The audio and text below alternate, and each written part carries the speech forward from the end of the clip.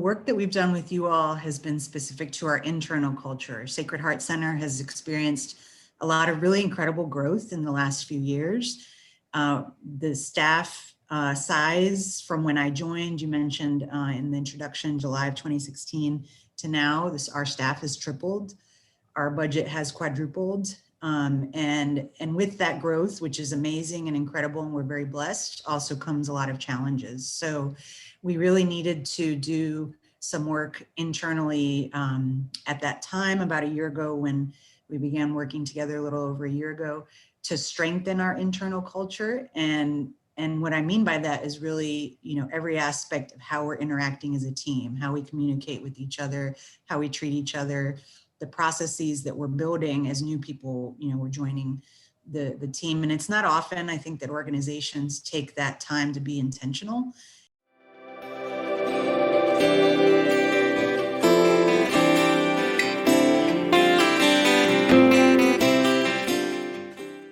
I think in particular, one of the staff that has shared his journey was really powerful, because he is a supervisor, but a lot of times would take things on himself.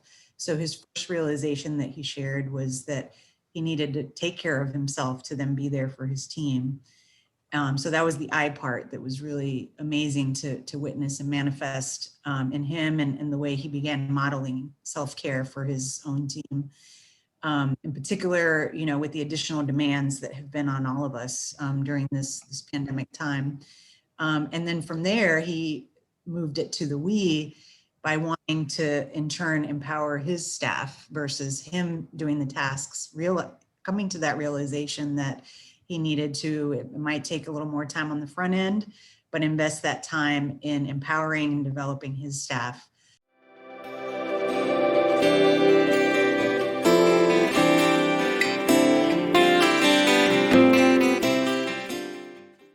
The pandemic really pushed us out of our comfort zone as a team on every level possible.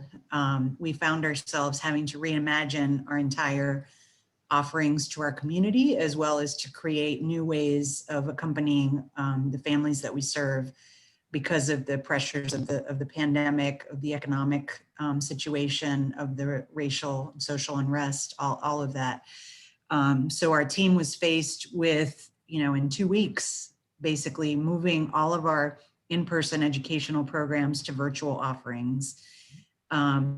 Within another 2 weeks, another part of our team was tasked with creating a brand new program to offer financial assistance to families for housing.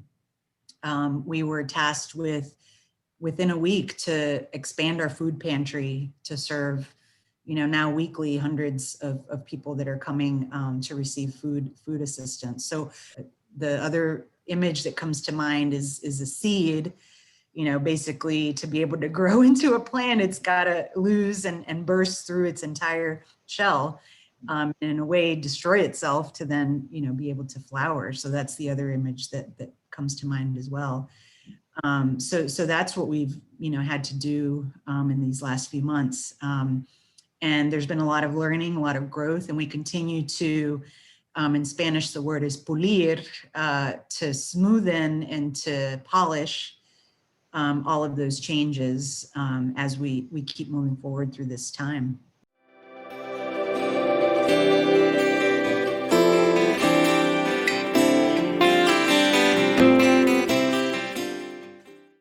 I think right now, for me, the important thing is to be trying to look ahead as much as possible, as much as it is uncertain.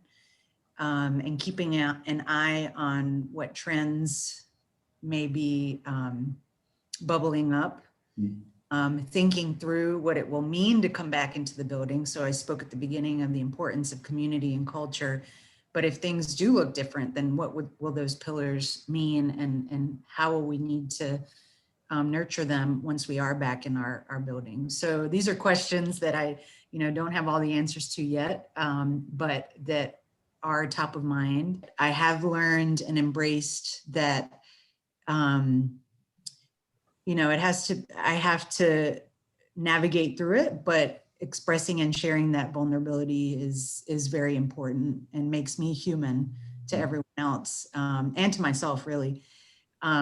So, and within that is the piece of caring for self. So as a leader, and especially during this time, I've really had to be disciplined in how I am taking care of myself, because I have so many people relying on me, instead of just, pushing myself to the edge of burnout.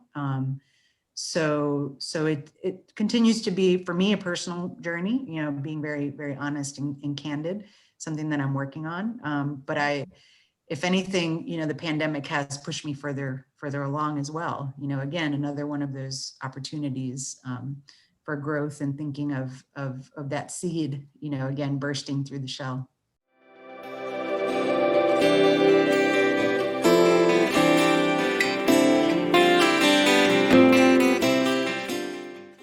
If I had to share a headline, it would be that you all, that the Being at Full Potential team was caring for us as we were caring for others.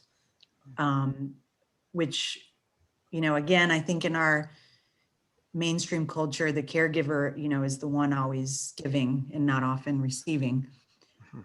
So I do think that is a mind shift. Investing in the team is a mind shift. But it did allow us to continue and to keep moving forward during this really difficult time, caring for us as we were caring for everyone else.